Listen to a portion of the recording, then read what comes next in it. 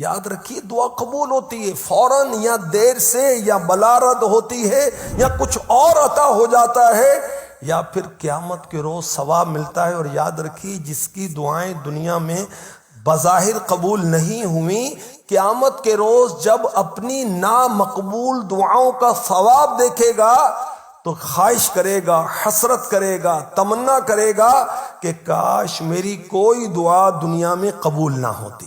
تو دعا کرنے سے وہ رکنا نہیں چاہیے کہ میں نے کب سے دعا کی اللہ کی بارگاہ میں، اللہ مجھے بیٹا عطا فرما دے، اللہ مجھے بیٹی عطا فرما دے، اللہ میری گود ہری کر دے، میری دعائیں قبول نہیں ہوتی۔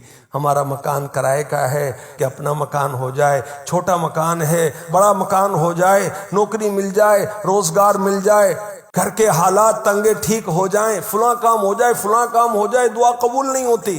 تو دعا کرتے ہی رہنا چاہیے کہ ہر دعا قبول ہوتی ہے، گناہ گاروں کی دعا بھی قبول ہوتی ہے، ہم جیسوں کی دعا بھی اللہ تعالیٰ قبول فرماتا ہے۔ کبھی مایوس نہیں ہونا چاہیے۔